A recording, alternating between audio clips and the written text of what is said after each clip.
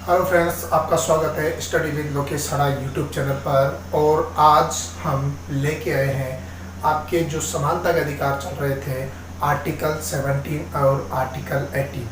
हम आज इन दो आर्टिकल्स पर बात करेंगे। और उसमें अगर हम बात करें तो पहला आता है आपके अस्पृश्यता के विरुद्ध अधिकार के विरुद्ध अधिकार, और इसका उल्लेख किया गया है आर्टिकल 70।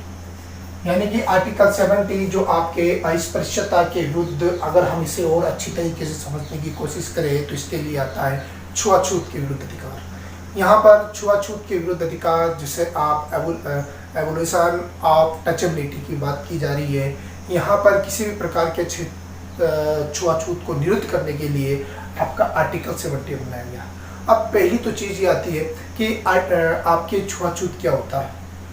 इस चीज़ को हमारे लिए यहाँ पर समझना जरूरी है। दूसरी चीज़, आपके इसको लेकर क्या संविधान में कोई डिस्क्रिप्शन किया गया है कि यह टचेबिलिटी होती क्या है, और इस टचेबिलिटी का को सरकार रोकने के लिए किस तरीके से प्रयास करेगी। इसके अंतर्गत अगर हम बात करें तो आपके आर्टिकल 17 के दो बारे में बात कही गई है कि एक तो आर्टिकल 17 का जो पार्ट फर्स्ट है, उसके अंतर्गत ये कहा गया है कि सरकार किसी भी प्रकार के जो छुआछूत है उसका क्या करेगी, अवॉइड करेगी, यानी कि उसे रोकने का काम करेगी या उसे रोकेगी। और दूसरी चीज़, इसके अंतर्गत अगर कोई इसका अपराधी माना जाता हो तो उसको पनिशमेंट यानी कि सजा का प्रावधान, दोनों चीजें आपके आर्टिकल 17 में कही गई है। आर्टिकल फर्स्ट, इसमें सरकार रोकने के प्रयास के बारे में बात कही गई। सॉरी, आर्टिकल 17 का जो खंड फर्स्ट है या क्लोज फर्स्ट है, वहाँ पर इस टचेबिलिटी को रोकने की प्रयास की बात कही जा रही है। और जबकि इसका जो क्लोज सेकंड है वो ये कहता है कि इसके लिए जो सजा का प्रावधान है उसके संदर्भ में भी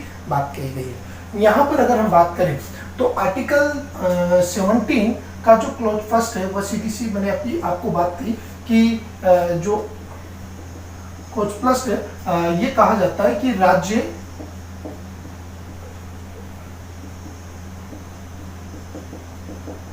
छुआछूत को रोकेगा। आर्टिकल 17 का जो क्लोज फर्स्ट है वो ये कह रहा है कि राज्य छुआछूत यानी कि टचेबिलिटी को रोकेगा।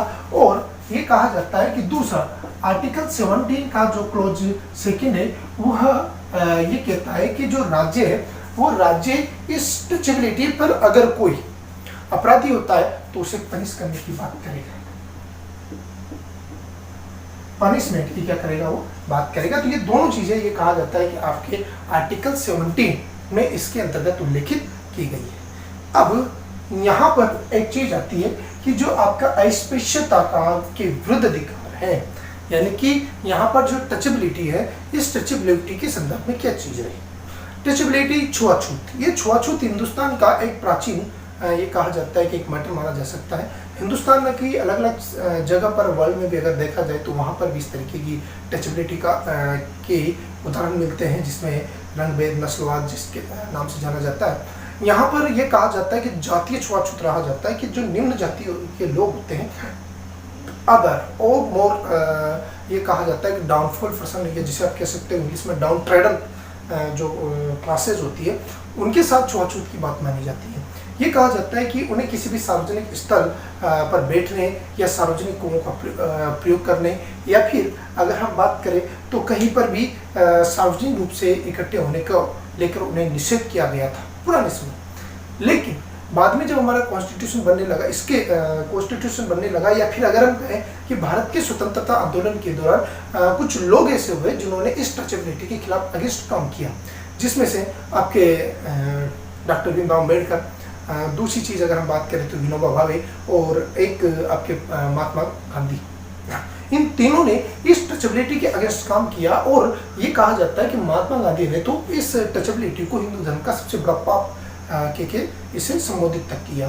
तो इस संदर्भ में अगर हम बात करें तो आपका जब कॉन्स्टिट्यूशन बना तो उस कॉन्स्टिट्यूशन बनने के साथ इस अस्पृश्यता यानी कि टचेबिलिटी को एबोलिश करने यानी समाप्त करने का प्रावधान आपके आर्टिकल 17 में रखा गया। यहाँ पर आर्टिकल जो 17 है, इस आर्टिकल 17 में दोनों चीजें रखी गई कि राज्य इस टचेबिलिटी को रोकेगा भी सही, और दूसरी चीज ये कहा जाता है कि राज्य रोकने के बाद अगर कोई व्यक्ति अपराधी मिलता है तो उस अपराधी की जो सजा है उसको भी राज्य निर्धारित करेगा, यानी कि उसे भी ये कहा जाता है बाउंडेड किया जाएगा। अब यहाँ पर ये मानी जाती है कि आपके अस्पृश्यता होती क्या है, इसका क्या कॉन्स्टिट्यूशनल ये कहा जाता है कि कॉन्स्टिट्यूशनल डिफाइन किस तरीके से कर सकते हो, इसकी एक परिभाषा क्या होगी। इस बात को लेकर ये कहा जाता है कि आपके जो न्यायालय में दो मामले गए हैं, एक तो जयसिंह वर्सेज भारत संघ, और एक मामला आया है देवराज वर्सेज मैसूर राज्य। ये दो मामले ऐसे हैं जो जिसमें ये कहा गया है कि न्यायालय से पूछा गया है कि भाई एक हमें ये तो बताइए कि ये टचेबिलिटी को आप कब मानोगे, किस आधार पर इसको आप डिफाइन कर सकोगे। तो इसमें जो आपके न्यायालय है उस न्यायालय ने एक बात कही कि देखो ये जो टचेबिलिटी है, इस टचेबिलिटी का जो ये शब्द है, इस शब्द को आप लिटरेरी यानी कि अलग अलग शब्दांश के अलग अलग अर्थ के आधार पर इसका प्रयोग नहीं कर सकते। टचेबिलिटी इज टचेबिलिटी, छुआछूत अगर कहीं पर भी होती है तो ये कहा जाता है कि उसे इसी के अंतर्गत माना जाएगा। और इसमें आप किसी भी सार्वजनिक पूजा गृह में अगर आप जाने से किसी को रोक रहे हो, कहीं पर भी ये कहा जाता है कि उसको किसी भी आधार पर उसके साथ ये भेदभाव हो रहा है, यानी कि आर्टिकल 14 और 16 के अंतर्गत बात हो रही है, तो ये कहा जाता है कि किसी भी प्रकार का भेदभाव या किसी भी व्यक्ति को कार्य करने से रोकने के लिए आप आर्टिकल 17 का प्रयोग कर सकते हो। आप इसका कोई साहित्यिक प्रयोग नहीं कर सकते, साहित्यिक अर्थ अलग नहीं निकाल सकते। तो इस प्रकार ये कहा जाता है कि ये जो दोनों वाद है, ये दोनों के दोनों वाद आपके टचेबिलिटी को डिफाइन करने से संबंध में सुप्रीम कोर्ट के वाद माने जाते हैं, जिसमें आपकी अस्पृश्यता या टचेबिलिटी को डिफाइन किया गया। अब आगे हम बात करते हैं कि इसके संदर्भ में आपके पनिशमेंट को निर्धारित किया गया। आपके यहाँ पर अगर हम बात करें तो टचेबिलिटी को रोकने के लिए भारत में अस्पृश्यता निरोधक अधिनियम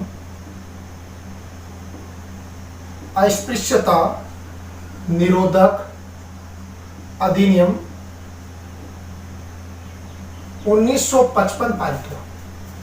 अस्पृश्यता निरोधक अधिनियम 1955 पारित हुआ और इसको ये कहा जाता है कि इसके अंतर्गत आपके जो अगर कोई व्यक्ति इस अधिनियम का दोषी पाया जाता है तो उसके लिए कुछ विशेष कानूनी प्रावधान, विशेषतः इसे कोई दंडिक रूप प्रदान नहीं किया गया था, केवल मात्र ये कहा जाता है कि जुर्माने तक इसे सीमित कर दिया गया था। लेकिन जब इससे भी काम नहीं बना तो बाद में 1976 में इसको ये कहा जाता है कि एक नया अधिनियम नाम दिया गया, भारतीय नागरिकता अधिकार अधिनियम, जो बाद में जन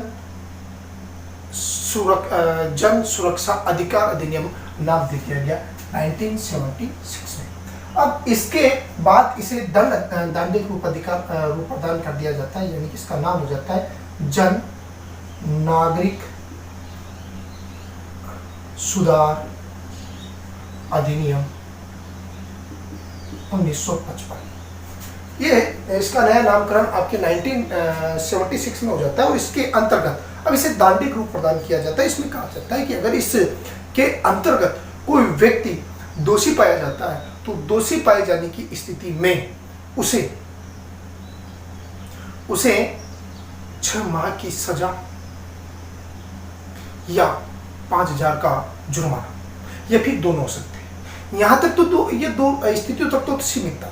लेकिन अगर इस स्थिति में कोई व्यक्ति इस आर्टिकल 17 के अंतर्गत दोषी पाया गया, इसमें एक चीज और जोड़ दी गई कि वह किसी प्रकार का विधान मंडल या संसद के चुनाव में चुनाव नहीं लड़ सकता, चुनाव नहीं लड़ सकता अगर वो क्या माना पाया जाता है, दोषी पाया जाता है। तो इस वजह से इसे अस्पृश्यता का जो ये अधिनियम है, इसे कठोर रूप 1976 को प्रदान किया जाता है और इसका नया रूप भी प्रदान किया जाता है। तो इस प्रकार आपका आर्टिकल जो 17 है वह इस अस्पृश्यता के संदर्भ में बात कहता है।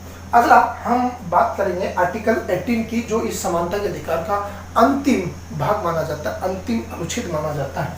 और उसमें अगर हम बात करें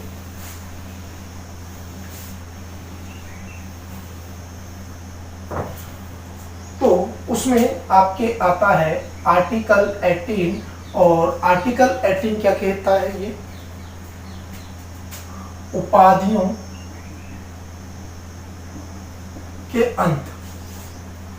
अब यहां पर उपाधियों के अंत की तो बात कही जाती है, लेकिन उपाधियों के अंत के अंतर्गत कुछ बातें बताई गई कि किस प्रकार की उपाधियों के अंत की बात कही गई है।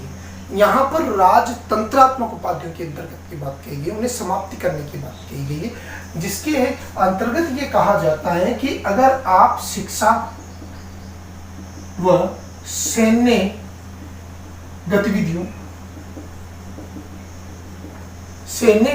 से कोई उपाधि प्राप्त करते हो, या जो अगर हम बात करें कि आपकी शिक्षा व सैन्य जो उपाधियां हैं, उस उपाधियों को यहाँ पर बाउंडेड नहीं किया गया, या केवल मात्र वो राजतंत्रात्मक, जैसे कि महाराजा, राय बहादुर, राय दीवान, जो अलग अलग प्रकार की उपाधियां हुआ करती थी, उन उपाधियों के अंत की बात कही गई है। लेकिन आपने शिक्षा और सैन्य क्षेत्र के अंतर्गत कोई उपाधि ग्रहण की है तो उस उपाधि को यहाँ पर समाप्त करने का कोई प्रावधान नहीं किया गया है।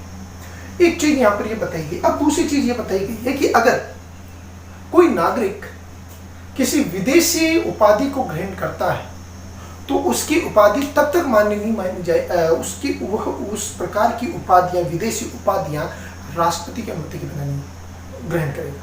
यानी कि राष्ट्रपति की अनुमति के आधार पर ही वह एक विदेशी सम्मान को प्राप्त कर सकता है। दूसरी चीज यहाँ पर यह कही गई है कि ये जो इस प्रकार की उपाधियां हैं जो विदेशों से प्राप्त होती है, विदेशों से कोई लाभ अगर और भी प्राप्त हो रहा है तो उसके लिए भी आपको राष्ट्रपति से अनुमति लेनी पड़ेगी। और इसी बात को देखते हुए 1996 में एक वाद आया था जिसे कहा गया बालाजी राघवन वाद 1996। ये वाद इस उपाधियों के संदर्भ में माना जाता है। उसने कहा कि भाई साहब पहले बताइए कि उपाधि किस तरीके से समाप्त करें। इसके अंतर्गत क्या जो हमारे राष्ट्रीय पुरस्कार आते हैं, तो 1996 में बालाजी राघवन वाद में आपके सुप्रीम कोर्ट ने कहा कि जो राष्ट्रीय पुरस्कार हैं वह राष्ट्रीय पुरस्कार भी इसके अंतर्गत नहीं आते। यानी कि आर्टिकल 17 के अंतर्गत उन्हें ये कहा जाता है कि उन्हें समाप्त नहीं किया जा सकता। यानी कि जो आपके राष्ट्रीय पुरस्कार कौन कौन से? पद्म विभूषण, पद्म भूषण, पद्मश्री, ये आपके क्या माने जाते हैं? राष्ट्रीय पुरस्कार माने जाते हैं। और ये कहा गया कि इस प्रकार के जो ये पुरस्कार हैं, इन पुरस्कारों को समाप्त नहीं किया जा सकता। या फिर आप ये नहीं कह सकते कि आर्टिकल 18 के अंतर्गत ये जो पद्मश्री, पद्म भूषण या फिर पद्म विभूषण जो पुरस्कार है यह नहीं माने जाएंगे। यह जिस तरीके से आपकी सैन्य और शैक्षिक जो उपाधियां हैं वो लागू रहेगी, उसी तरीके से आपके राष्ट्रीय पुरस्कार भी लागू रहेंगे। इसको अंत नहीं किया जाएगा। तो ये एक बड़ा चेंज आपके 1996 में इसके संदर्भ में किया गया। राष्ट्रीय पुरस्कार जिनकी शुरुआत आपके 1954 में होती है और बाद में ये कहा जाता है कि ये राष्ट्रीय पुरस्कार चलते रहे। बाद में इनका क्रम 77 को चेंज कर दिया गया मोरारजी देसाई द्वारा। वापस इंदिरा गांधी सरकार आती है और उन्होंने 1980 में जो ये राष्ट्रीय पुरस्कार इनके क्रम को वापस उल्टा कर दिया गया जो शुरुआत जैसी थी। तो ये आपके पुरस्कार जब टॉपिक होता है करंट अफेयर्स का उसके अंतर्गत माना जाता है। लेकिन हम यहाँ पर अगर बात करें तो ये राष्ट्रीय पुरस्कार भी आर्टिकल 18 के अंतर्गत नहीं माने जाते। तो इस प्रकार हमारी आज ये कॉन्स्टिट्यूशनल के जो समानता का अधिकार है, इस समानता का अधिकार का आज यहाँ पर इसका अंत होता है। इसके बाद हम अगला जो आपका मूल अधिकार है जिसे आप स्वतंत्रता के अधिकार के अंतर्गत मानते हो, आर्टिकल 19 टू आर्टिकल 22, वहाँ पर इस पर अगला हम डिस्कस करेंगे। अगली क्लास हम उसके हिसाब से डिस्कस करेंगे।